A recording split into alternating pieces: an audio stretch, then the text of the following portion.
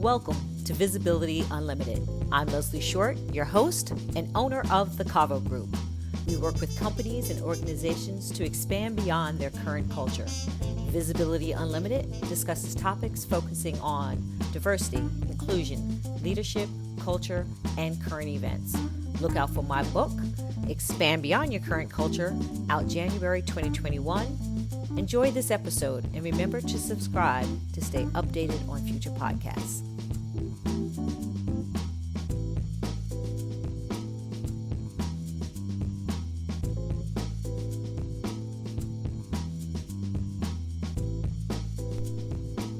I hope you're ready for this very important conversation on gaslighting, woke washing, and racial washing.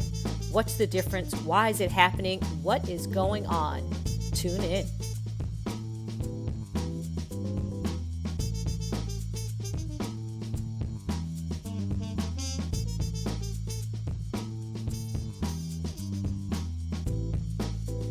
October 7th, 2020.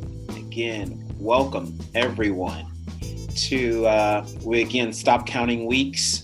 I know Leslie probably counts the weeks, but I've stopped counting probably about 2 or 3 weeks ago. Webinar 21. Webinar 21. Well, thank you everyone for joining us at Webinar 21 entitled Gaslighting, Woke Washing, and Racial Washing. We had some questions for everyone to ponder this week. One being, who can you trust? Is it all in your heads? Is it all in your head? What if your work is not up to par? What if the comment wasn't about race? And what if your company has good intentions? If only is it me or is it them? Again, welcome to Visibility Unlimited podcast. This is on the podcast as well too, just going over some quick ground rules. Just make sure you mute your mic when you're not talking.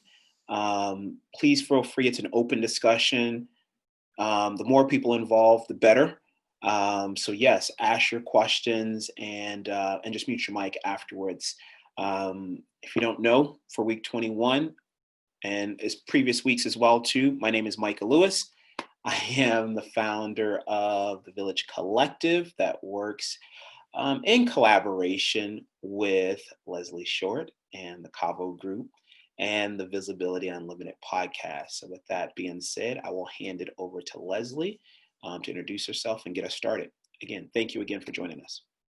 Hey everyone, so welcome, as we said, to I'm Counting, Webinar 21. And I'm the owner of the Cavu Group, so I work with companies and organizations to expand beyond their current culture, and I do that through the diversity and inclusion lens. But the best part of all of that is having these conversations where we can have open discussions and open conversations about things that we may not always be able to speak about within the office space. So if I get one more article about gaslighting, I have gotten articles on gaslighting about, Mom, please stop gaslighting me. How your travel agent is gaslighting you. How your real estate agent is gaslighting you. How you're being gaslighted in relationships. And so between that, and then I start seeing a lot about woke washing. Okay? Then it was racial washing. So I said, okay, we need to take a look at this because now we're washing and gassing and lighting all kinds of stuff here. What is going on? So, gaslighting clearly is when someone is manipulating you to actually make you think you're crazy. So you say one thing, you're both sitting in the same room, I'm going to use it as an example. You say it's blue, they say it's black. It's blue in your hand, but by the time they finish with you, you have to stop and question, well, maybe it is black. I don't know. And then the woke washing, how many times I have to say this? There's so many companies that have put that black box out there. They have taken Juneteenth off. They've hired their one black person. They appointed that woman to the board, and they are done. But they know everything. They've conquered it. They figured out diversity and inclusion. They got it. They are woke washing. I actually had someone tell me the story that someone came up to them and said, you know what? I got it. I understand the Black experience. This happened to be someone white. It happened to be someone that literally just picked up the book the other day. And they start telling them all about the book and that they understood it. And so a little bit of woke washing. Then we have the racial washing. Same thing. My experience is better than your experience. I know your experience. I can sympathize with you. I'm always like, stop sympathizing. Empathize is nice, but I don't think anyone needs anyone to sympathize with them. So this is really, I want you all to share stories, because I think everyone at some point may have either been, I guess, gaslit is what we want to say, or woke, or racial washing. So how do you even recognize it when it's happening? What is it? Because, come on, Brian, talk to me.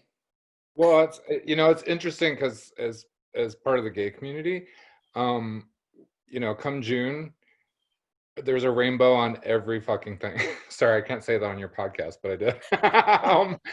And it's sort of a catch-22, right? Because it's like, you're happy that companies are recognizing this and you want them to be doing this, but then you also are like, okay, what is this? Okay, Wells Fargo, it's great that you're having people march in the parade, but what are you really doing for the community? What are you, and there's a lot of companies that are doing amazing things for the community, but it's one of those things that I can empathize, because it's like the gay community gets it constantly, and it really is sort of like, it's become a thing where everybody has their Facebook page with their rainbow thing, but as soon July 1st comes and you hear, yeah, and so it is something that I think it's problematic in a lot of communities. Mm-hmm.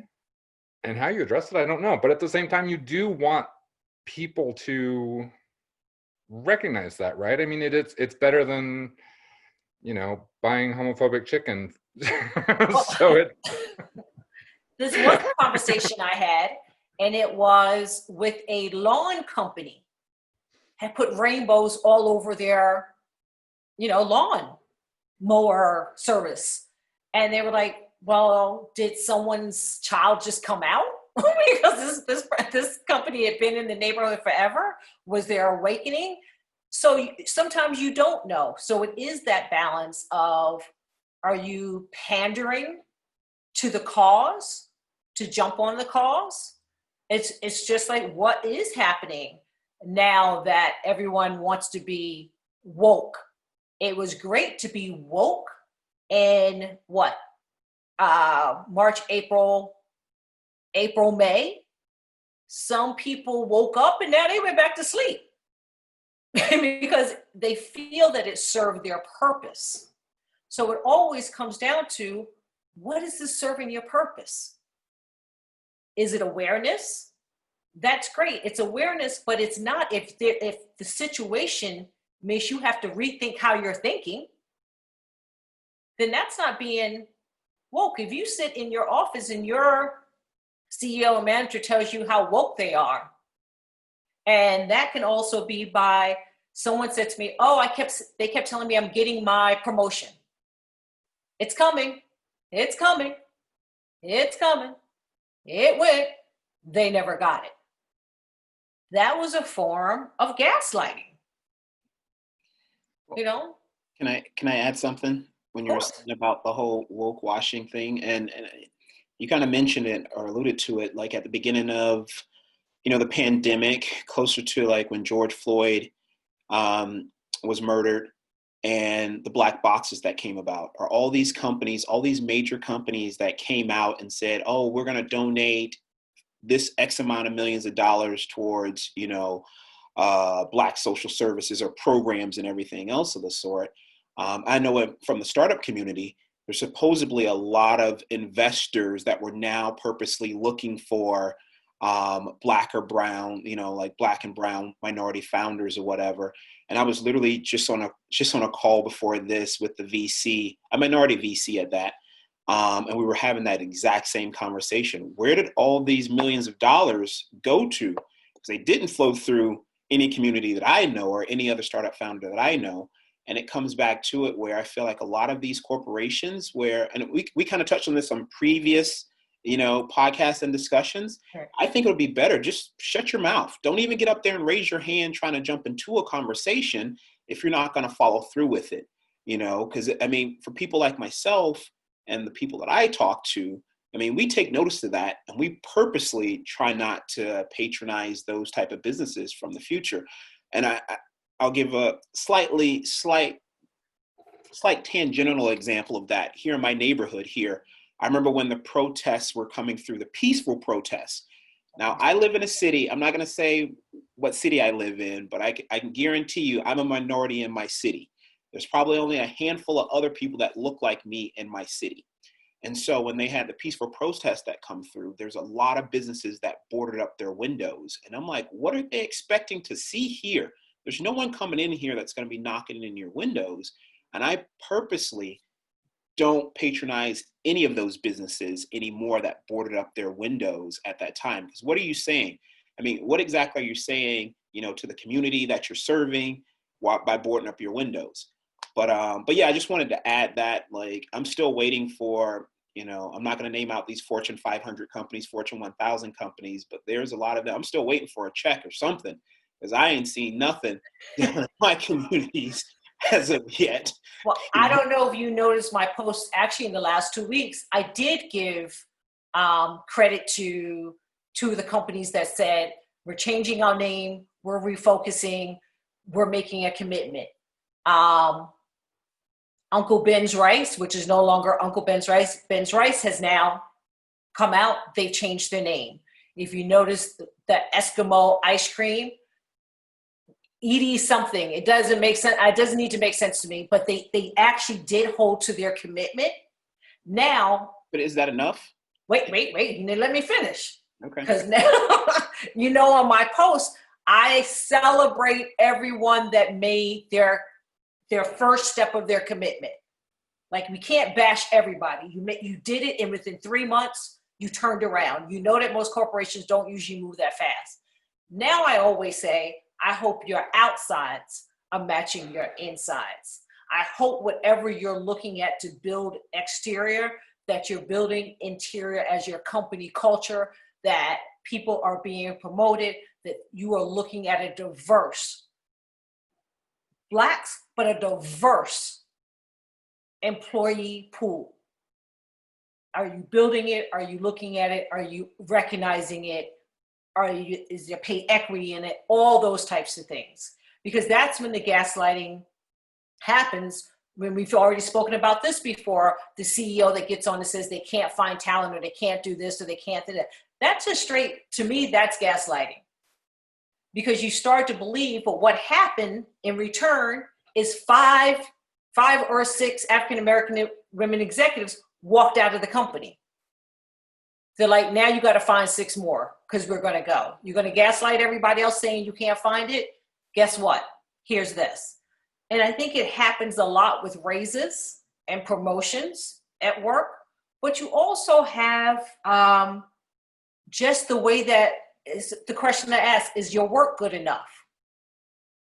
Because I knew one company that they would always send something back. It was a thing. So I'm going to send it back to you. Go redo it. And I said to them, well, did you ask them what the issue was? Or are you just going back and doing it? Because if you send it back, I would like to know, what exact changes are you looking for me to make? And can you explain it to me? Because clearly I'm not understanding what your needs are. Now, on the second or third time you've explained it and I come back with it, that's not about me. That's about you. The issue is most people don't speak up about it. So even in a relationship, how many people has been gaslighted in a relationship? Y'all, why y'all playing right now? But okay, I'm gonna let you live. Okay, thank you. Yes, Isabella, thank you. I'm like, why are we playing? You know somebody hyped you on something. And the next thing you knew, that height was like, well, wait a minute. What, what happened? That's part for some relationships that turns into an abusive relationship because they're selling you a bag of beads to the point that it gets so much that it's your fault. And when I work with abusive women, that is sometimes what it is. Everything's been so turned around that they go, well, it was my fault. I should have known they were coming home, or I should have cooked that favorite thing. And so that's a whole different type of situation.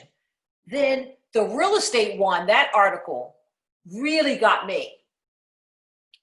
And I was just like, oh, they gaslighting in real estate? But think about it. When you go to buy a house, what happens? The pipes are good. The roof is good. It's a great neighborhood. No, that bike is not always sitting there. No, those 18 cars aren't across the street always. Whatever that is. And they're gaslighting you. And the next thing you know, you're in a house and you need a new roof and new pipes and new this and new that. And they're like, buyer beware. You know, are we in the world? And, you know, I don't like to get a whole lot into politics because I like my nerves calm. But, you know, we're in a process now where, let's just call it what it is. I don't care what side I don't care if you're red, blue, purple, or green. There's a lot of gaslighting going on. Part of it is the game of politics. I get that. I love politics. But yet there are some things that we're hearing that are just out of control. And you really have to sit back and go, what do I believe? What is best for me at this moment? Because you can get caught up in that spinning cycle wheel.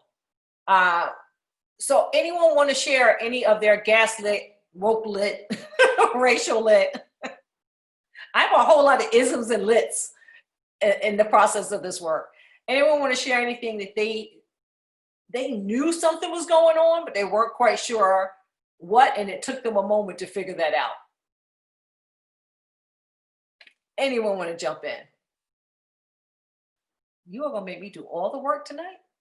Okay, then. Well, I have another story for you. I don't know if it's more racial washing or gaslighting though, but I posted about this on LinkedIn earlier today because I was on a group discussion with two other people. So now with education and remote learning, now parents are able to be a little bit more vigilant about the information that their kids are taking in because they're essentially a part of the classroom as well too. So there is a situation where I know of a student, the teacher said to them, and the exact words were, well, paraphrasing, the exact words were, white people are born with privilege because of their skin and everything, which is correct. And Black people and people of color are jealous of that privilege. And that sparked a conversation between that parent and the teacher in regards to it, which brought up a memory that I have from high school as well, where I actually got kicked out of class for this and kicked out of this particular. Not you. Yes, because of me. So, so this particular teacher said something about Egyptians not being Black. They were white people with dark skin. And so that leaves me to try to say, okay, what's a regular Black person then if we're not, white people with dark skin, or whatever. But the overtones that he was doing was he was trying to take away credit from, colored people building the pyramids and everything. So, yeah, in that situation, it was more of like, racial washing to try to whitewash achievements of Black people as well. And I've personally been to Egypt. I've seen the faces within the sarcophaguses and everything else of the sort on the tombs, and they definitely look a little bit closer to me than they do white. But if you go through the Met, you can see the progression between, the original Egyptians on the arts and everything else compared to when the Romans came in there towards the end. So yeah, that was just an example of, example and a half of, whitewashing. Listen, there is so much. There are people that part of, I think, me, not a psychiatrist, we've already said that, I should have gone to school for that, but a lot of this, I believe, is clearly the lack of confidence of the other person and or situation. So what do? They attempt to control you. And the way that they control you is that it's their thought process, it's their mindset, it's their way, because that's what makes them comfortable. And you can't take them outside of their comfort zone. So Amanda, I see you have your hand raised. Yes, good evening, everyone. Good evening. I wanted to raise my hand because, as you know, Leslie, I've been dealing with quite a bit of the corporate, the corporate culture, I'll say, for the last few months, and it's very interesting to have this chat this evening because, just as you mentioned earlier. A lot of these brands and corporations, are not holding up their end. They're putting this whole facade of saying that they're just supporting, just as you also said, Brian, the LGBTQ community. They're saying they're supporting the Black community and all of this stuff and putting out blanket statements. Now, and both Leslie and Kim, I like to take a lot of these brands to task. I have taken them to task because at the end of the day, somebody has to hold them accountable. Because if they're out putting out blanket statements and not having their corporate culture reflect those statements, then we're going backwards, basically. And the truth of the matter is that a lot of these corporations also have said that they are contributing to these communities when in fact, they're saying, oh yeah, look, we're investing in this and we're giving grants for that, etc. But the truth of the matter is, it really is just smoke and mirrors, and it really is gaslighting, because a lot of them have been putting in to some of these corporations that they're supposedly newly supporting for years. But it's also, Amanda, and you and I have had this conversation. I'm not. You can shove it all out there, right? Your outsides again. But I'm always going to bring it back to them when I work with them. We can talk about diversity and inclusion until the cows come home. If your company culture, the foundation of your company culture is not diversity and inclusion is not built into that, then you don't have a foundation for your company. Therefore, it can't be an add-on. So whatever you're trying to do, you're putting a Band-Aid over situations, but you're not living it, breathing it, and trying to grow within it. Exactly. I applaud you for the outside, but what's your insides doing? Well, in a very Brooklyn fashion, like I like to say, don't talk about it, be about it. If you're really going to be involved in this, then you have to continue to have this conversation. And talking about the gaslighting as well, there's a lot of employees that are afraid to speak. They're afraid to have their voices heard because they're afraid of the backlash.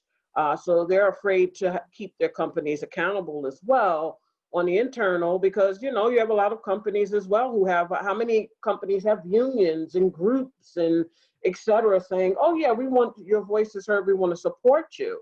But then they don't get funding, their voices don't get heard.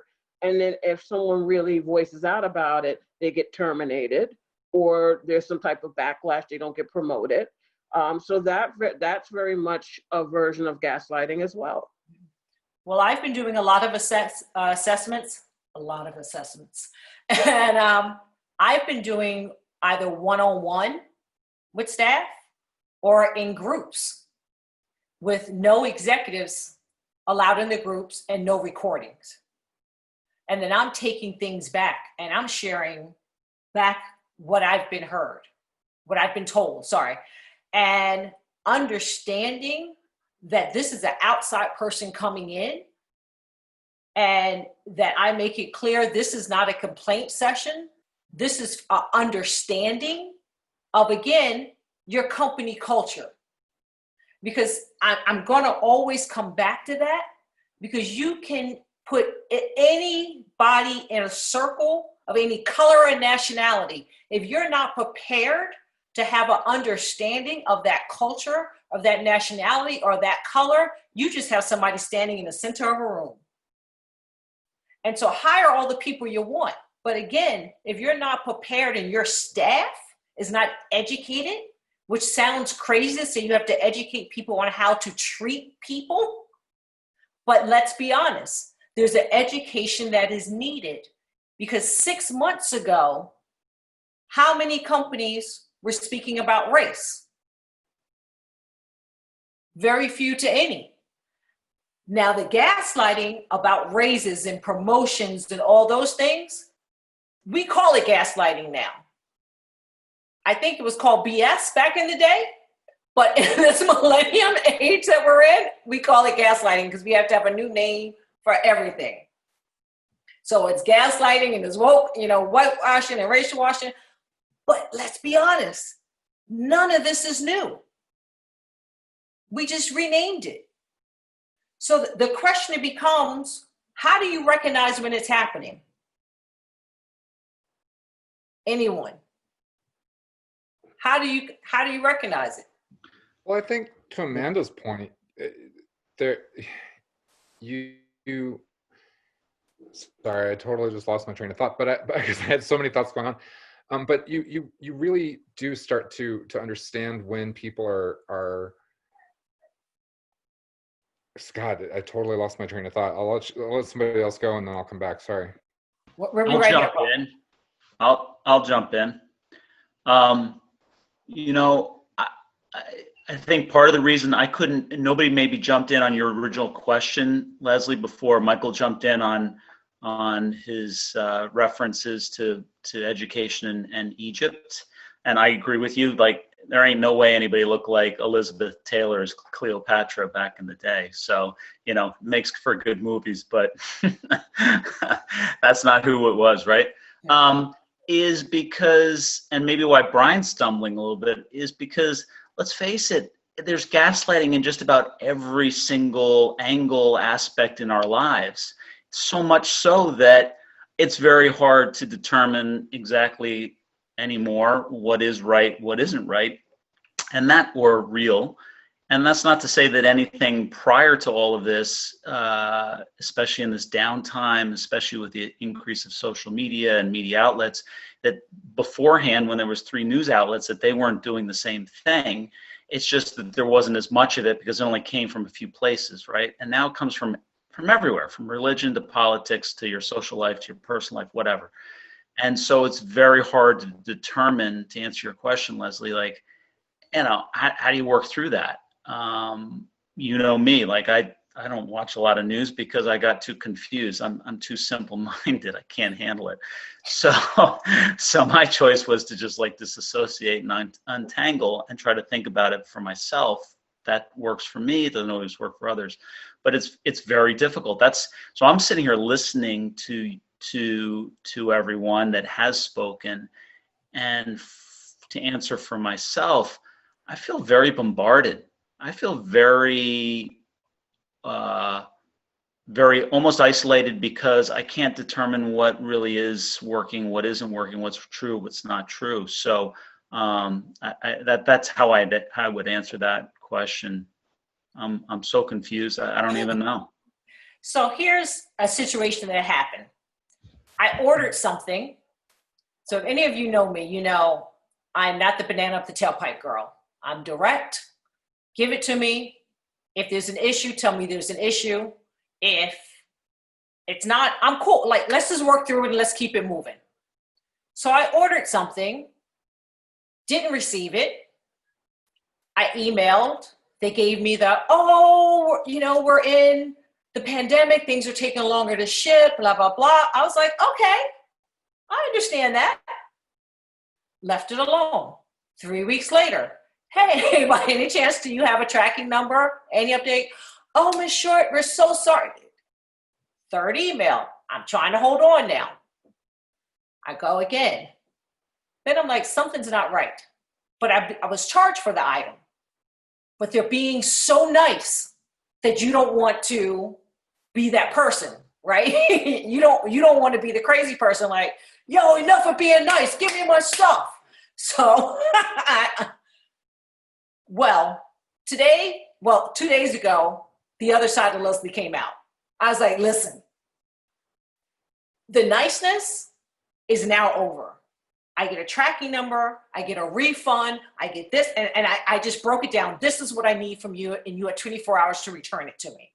I was like, oh my God, I sound like the mafia here. Like, you got 24 hours, I want my stuff. I said, and they're like, oh, we're trying to get you a refund. Then they hit us with the banana in the tailpipe, like, oh, give me your all your bank account information. Now, come on. Did I just fall off the turnip truck? So I was like, they gaslighted me for a month and a half because I was trying to be a decent person. To your point, Alex, you try to roll. And then I was like, okay, this niceness is your way of not doing something. And so it came to the point where when you say it's about 6 weeks to process the refund, girl, I called the bank and canceled everything today. I was like, give my money back and give me the international. And I said to them, I'm your biggest nightmare. I will blast your name all over every media outlet I have for the simple fact of when I Googled, all of a sudden in the last month, all these reviews came up that they're doing it to the same person. So it's like, no. So how do you know someone's gaslighting? At some point, there's that inner flag. You took them to the BBB. I said I was going to do the same thing and call my friends at the news station. I'm extra. Don't take me there. I try to be nice. But at some point, that inner flag, that red flag that you have has to go up when you're dealing with people like this. I said that all the time when I used to produce for television. Whenever I got that flag, that feeling, that gut, go with my gut. Something is not right. And I think so that's how you have to start recognizing. You roll with somebody once, you roll with somebody twice. I don't know, in baseball, they give you 3 strikes out. That's all you're about to get with me. At some point, you have to go, this is not me, this is them. And now I need to call you on it. So how do you recognize it after the fact? What do? You do confront them on it. Now, everyone is not that. So you have to figure out how do you confront them, right? Then if you're not good at confronting verbally, that's written email. When I called the bank, they said, Ms. Short, do you have correspondence? I was like, do I ever? And they were like, oh, okay. It's like, I don't care if it's $2 or $2,000. It was mine, and you tried to gas me. Not going to happen. So that's the second thing that you have to do sometimes is show proof. I'm loving you. So we're going to talk later. Show proof. Again, I had the emails that backed me up of what they said, what I asked for, and what they didn't do, right? Then pending on the situation, sometimes you have to go, is it worth it? Is it honestly worth it? So it's different if it's a relationship. It's different if it's a raise. It's different if it's a promotion. I'm sorry, I want my couch cover. So to me, that's important. And I'm going to, it is worth it. I have a question. What do you draw the line when you said about, is it worth it? And I'm just thinking about like previous experiences I had in corporate America where I knew I was clearly being gaslighted, and it was literally had me thinking I was crazy, going back and forth, asking other people, confiding in other people to see, hey, does this make sense or not? And there comes to a point where you know for a fact that this is the situation, but do you just walk away from it, or do you put the fight on your back to try to hopefully make it better for the people after you? So it's kind of not a rhetorical question, but would love to know your opinion or anyone else's opinion on that, situations where you've been gaslighted, proven that you've been gaslighted, and do you try to kick open the door to make it better for other people after you or not? I kind of have if I may, Leslie. Yes, of course. I feel like this. I think that you should pick your battles. If it's worth it to you, and trust you. Like the question is, who do you trust? Trust you. If you feel in your spirit that wait a minute now, something's not right here. And you don't always have to blast people. Like you can actually call them into a conference room. And I know we're all seasoned here, so this is not new to any of us. But I think that, yeah, you should call people on it. And you're not crazy, because sometimes people are trying to manipulate you and make you think you're crazy. I think, though, sometimes, Micah, it's worth it to kick the door in. Sometimes it's just like a knock, and other times it's just a whisper to somebody, can you come out and play? No, It's one of those, so I mean, I've had it where, the gaslighting, where I actually went on vacation and then I came back. It was something I had nothing to do with. My manager and the IT dude got into something, and they had something going back and forth. They CC'd me on it, and my manager trying to tell me, well, when you were out such and such, that has nothing to do with me. Again, pick your battles. That has nothing to do with me. I'm not in this. That's between you two. And I was able to tell her that. That's between you two. Yeah. He's like, well, you didn't do such and such. And then he came in my office and he said that I don't know how to manage my people. Again, not my problem. That's between you two. Again, I think you have to trust yourself and not have people pull you into stuff, because a lot of that is passive aggressive too. They don't want to take responsibility. A lot of it is deflecting. I've had a lot of that. They trying to deflect their stuff onto you. Like, you gotta be like some people, you gotta be like Teflon. Let stuff slide off you. Don't get caught in nonsense. I'm telling you, we all, I think, are seasoned here enough to recognize it. If it sniffed like something, that's what it is. Seriously. No, I agree with you, Ken. No matter who it is. Yeah, no matter who it is. Sometimes you just gotta, don't worry about the people behind you, Micah. They're gonna be fine. And actually, this is their lesson to learn. And and we've all had it. Well, I'm gonna give you a different scenario on that, Kim. So many of you know my first career was a classical ballet dancer. Many of you know that I was the only one in the room. So when I say the only one, the only Black woman in the room dancing ballet and traveling. So I was in Paris. I got in a TV show. I was the lead dancer. I was also the dance captain. The dance captain is the one who's responsible for the dancers with the choreographer. So I ran rehearsals. I did all sorts of things. But as the lead dancer, everyone does wardrobe. Everyone does. We were wearing wigs, so everyone did a wig check. Now, knowing that, and this was in the 90s, so you had two other girls what they call métis. So they were mixed French, white, and Black. I was the only Black girl that looked like me. They were lighter. So when I went, the first day I went in and I introduced myself to wardrobe, hair, and makeup. I did it every job I ever had, especially in Europe and in America, because one, they're not going to have the makeup that I need. Two, I always wanted to make sure there was a brown or a Black wig. Now, I don't think I'm asking for much, unless it was an avant-garde piece and we were wearing white or blonde or whatever. So I go in, I take a friend with me, one of the dancers, to translate, so that my horrible French, I would have ended up with the red wig. So that I made sure exactly what was being said. We, they me, and all of that. We go to do the dress rehearsal. I go in for the wig because the other dancers were so pissed that I was the lead dancer and that the star of the show liked me. They hid the Black wig from me. So when I go in and ask, they're like, oh, don't understand English. I didn't speak English to you. And so it's this whole thing that they just gaslit. Oh, we have it. Don't worry, we have it. So Kim, I picked up my dance bag. I went to the choreographer and I said, you just lost your lead dancer. I'm not playing this game with them. I've worked with them on TV shows before. I purposely go in and introduce myself so that they know I'm here. We've been rehearsing for 2 weeks for this show. I'm not doing it. Sorry, done. And by the time they saw me pick up my bag and I was really leaving and the star of the show saw me, there was a whole commotion. Long story short, I ended up with my own hair and makeup people.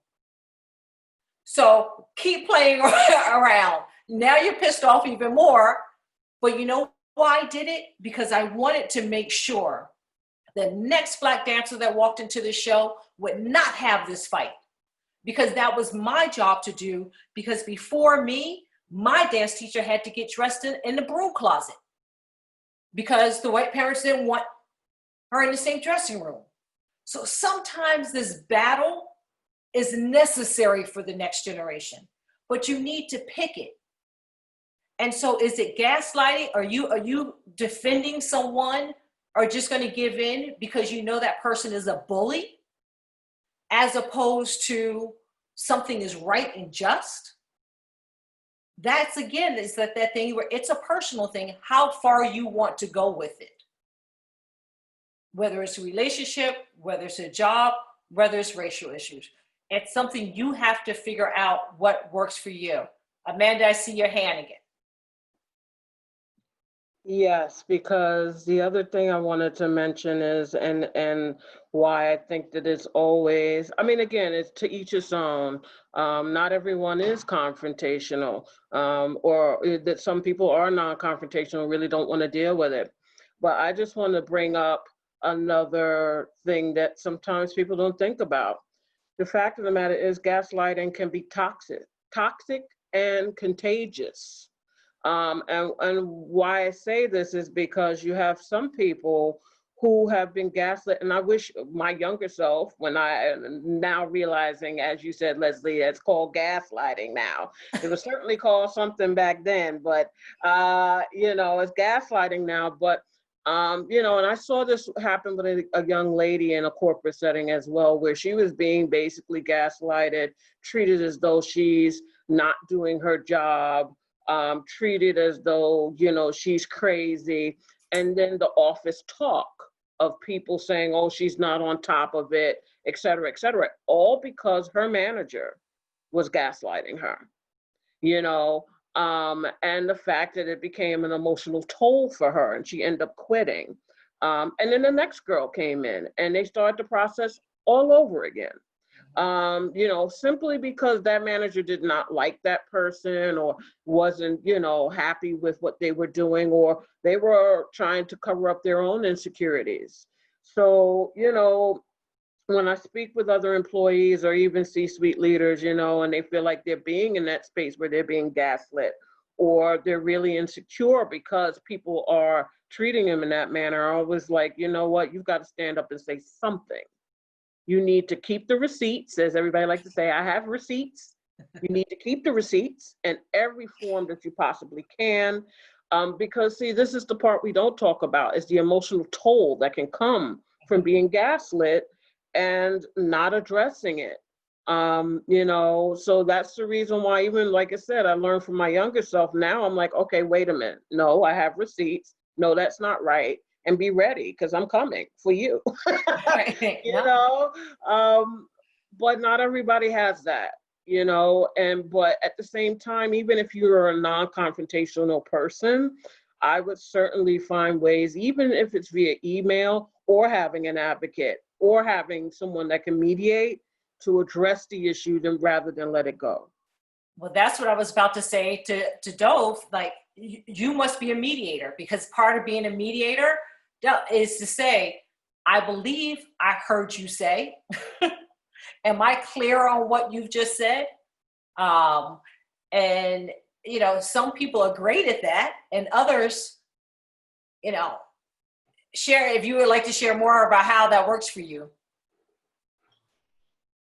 Well, I actually have found it useful in kind of getting out of like this kind of engagement with somebody where they're saying something that's just ridiculous, or they're not saying what's really happening. Mm-hmm. Or if I were to say, I think you're being sexist, how could you say that? Like, why would, So I'll say, okay, just so I'm clear, you're saying this and this and this, and getting them to affirm that that's what they're saying. And then I'll say, because, if that's the case, then what you're really saying is that to use the example of sexism, I'm like, it's really about me being a woman.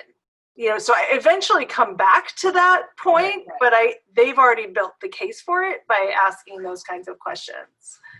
Like, and that's been helpful in a couple of situations where for myself, I needed to stand up for myself, but I also like didn't have it in me to be like in a fight with somebody. Yeah. Sometimes, like you said, the fight is not always necessary, but a point needs to be made. Like, I see you and I'm not going to roll with you at this moment, but I see you. You know, there's someone that kept saying to me, but, it's not deliberate. And I was like, what do you mean it's not deliberate? It was sexism. Oh, but it's not deliberate. Oh, it's not deliberate racism. I said, listen, you're not a little pregnant. You either you are or you aren't. You can't ride this fence with me right now. I'm sorry. So is it deliberate or is it not? Well, you know, and they hemmed it hard. I was like, okay, we can come back to that, but I want you to think about, you can't be a little pregnant. And that's the way that I really use. That's my new thing now, because even, let's be honest, men they understand that. No man wants a woman coming to them talking about they're a little pregnant. You either you are or you aren't. And so I use that for them to bring clarity on what exactly are you saying, you know? Because I see someone saying, yeah, it's an emotional toll. We have a lot going on, and there is a lot of gaslighting, I believe, with people that are in the midst of job interviews at this moment. I've heard a lot about people that have gone through 8, 9 different job interviews. Then they call them back and ask for presentations. Then they call them and they ask for all this stuff. They never hear back. They're ghosted. Let's add another thing in. And then they see the job is listed again in like 2 or 3 weeks. And I'm like, so why did you take someone through the process? Oh, you don't know what you want? We love you, we love you, we love you. And then not. You know, someone called me for something the other day and they were like, but this is our concern. And I said, well, if that's your concern, I understand that. I'm also very proud of that. So if it doesn't work for you, I understand.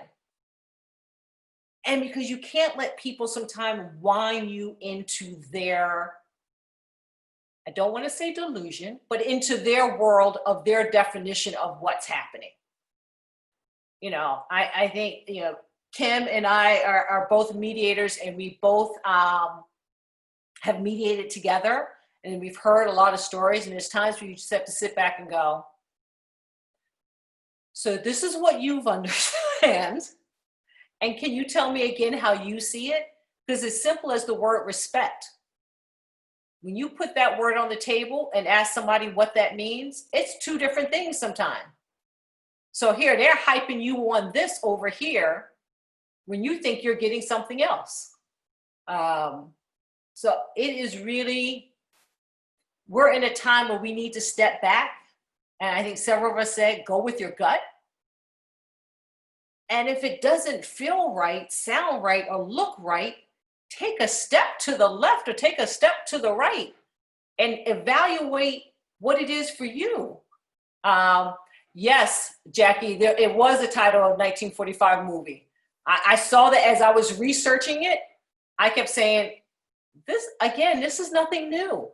We just keep renaming stuff and bringing it back so we can be woke in 2020, which is that word for me drives me nuts. So I would love to hear anyone have a definition of what woke is. Somebody enlighten me tonight.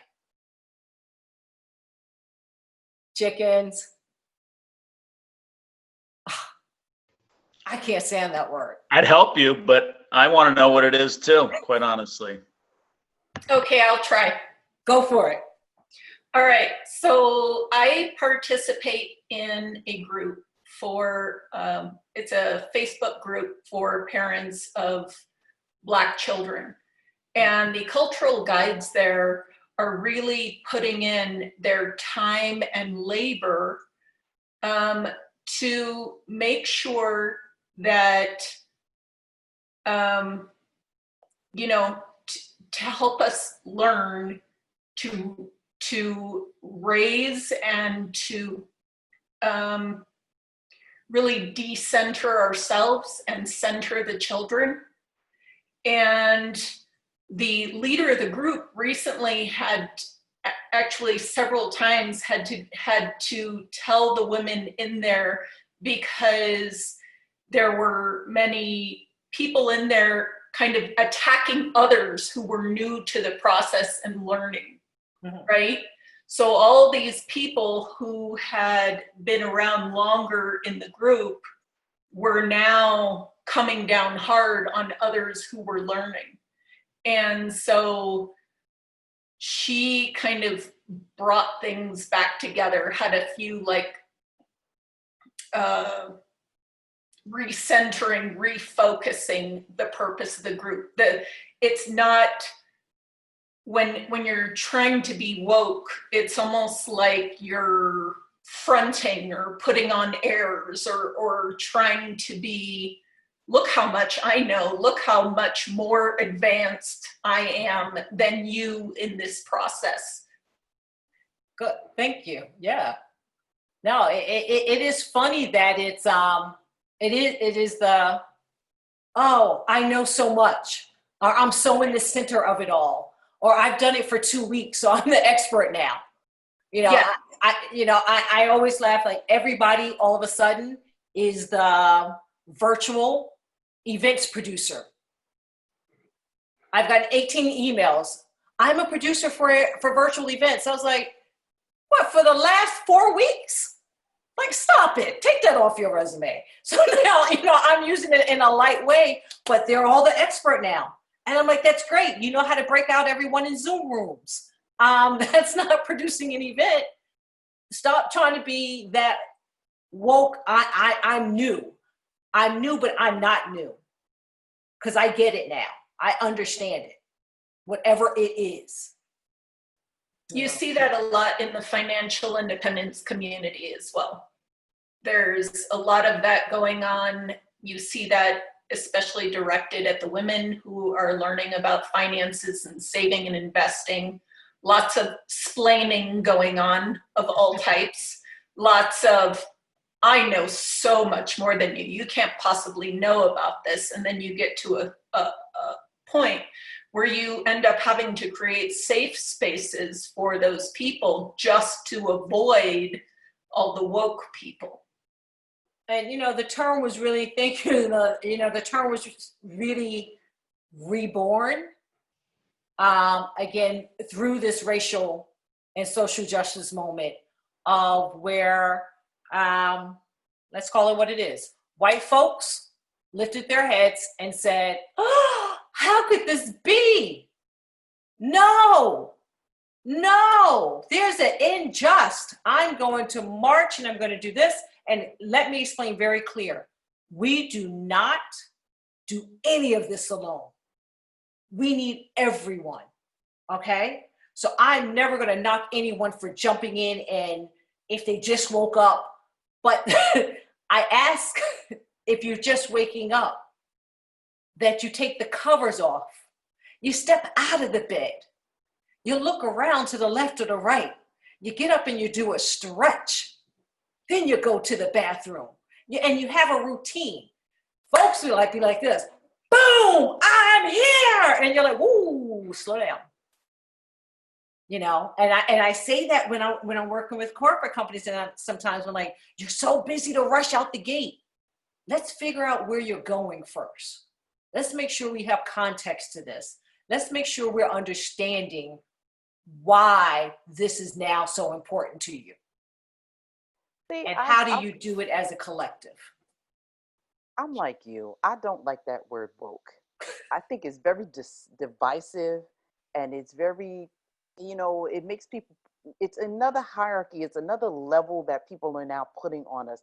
I prefer conscious. I wasn't conscious of my behavior before. Instead of me being woke, because being woke, I can go back to sleep. Being conscious, I'm more aware of my behavior. Okay, I'm done. I like that. I like that, Cav. Michael, were you going to say something? Yeah, I was gonna say the same thing Kim said as well too. I think when you talk about the definition of woke, it's binary. You either sleep or you're awake. Whereas learning about other people's culture, being understanding of other people, it's a journey that never stops. Mhm. And so I don't personally like the word woke. I can't stand when allies or champions use the word woke to like put a badge on themselves.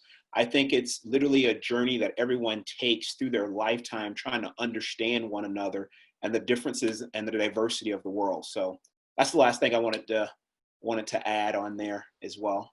No, I like that. All of this is a journey. It's a journey to understand when you're being gaslit, when somebody is so busy trying to turn your mind, being aware when it's happening. And I think if we take nothing away from this, it's like being able to stop yourself and go, I've heard that person say the same thing 4 or 5 times, but it's never about them. It's always about me. I need to review what is happening at this moment. Because whether it's race, whether it's gender, whether it's work, it's a journey to figure out how you get to the next level. It's a journey to, as like I said, to understand someone's culture. It's not going to happen overnight. Your raise and your promotion may never happen there. You may have to, that fight, as we spoke about before, may have to be somewhere else, looking for a new position. Because spin you once, you get spun. Spin you twice, spin you 3 times, that's now on you. You get into that pattern. But I understand that pattern can sometimes be hard to get out of, just as an abusive relationship, because it is toxic. It can be toxic.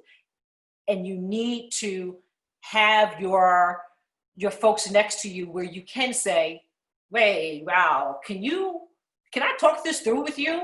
Is it me?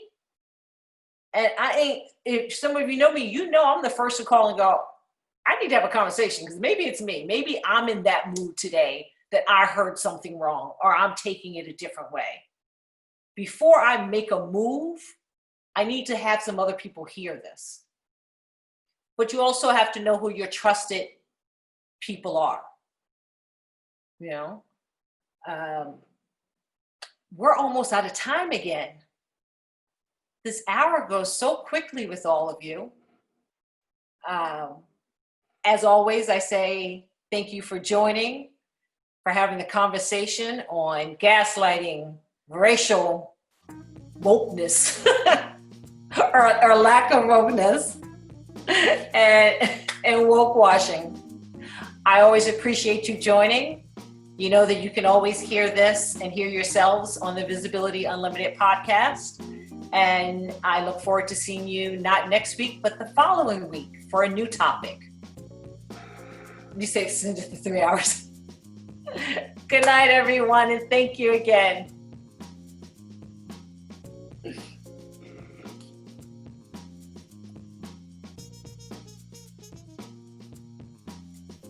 I hope you enjoyed this episode, and you will join us again soon at Visibility Unlimited.